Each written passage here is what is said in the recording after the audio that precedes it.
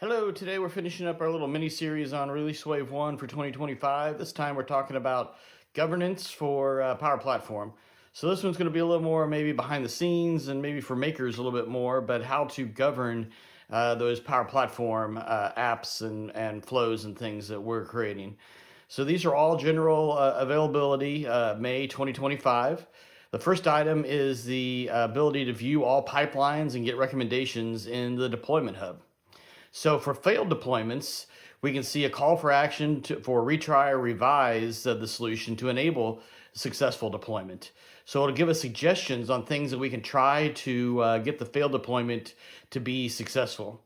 We also have an ongoing deployments area where we can see the ones that are maybe waiting for approval, any pre-deployment checks that we're waiting on, and if we're working on multiple solutions, we can see all the different solutions that we are working on in our ongoing deployments area.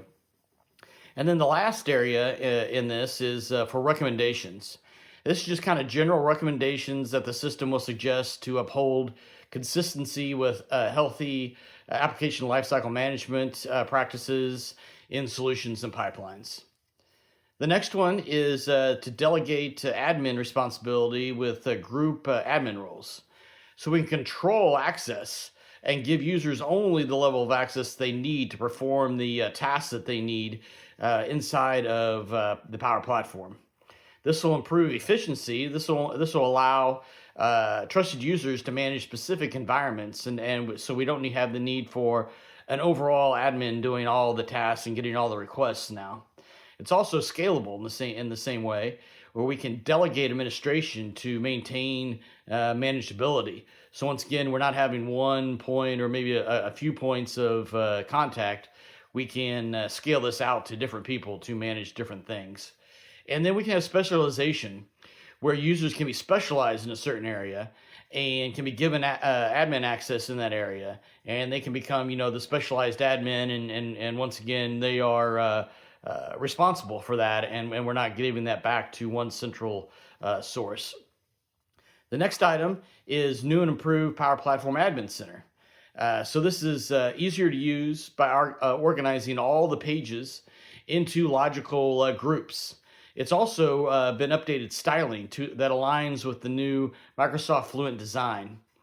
So talking about those logical groups, they're better organized into security, deployment, monitoring, licensing, and support, which will just add for being able to access and use the Power Platform Admin Center more efficiently. The last item on my list is the ability to mask sensitive data fields with column level security.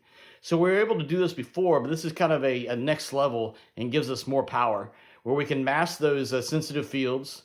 We can give highly privileged users access to the masked fields, but not anybody else. And then we can also eliminate bulk exports. So we can't bulk export data to kind of steal that data or to get that data outside the system. We want it to remain in the system. And then lastly, those sensitive fields are going to be audited, so we can allow for fraud monitoring and see who's accessing the fields and maybe how they're accessing them and how often, once again, to monitor for fraud activities. So hopefully that helps, and I'll continue making some videos in the future, and see you next time. Thanks.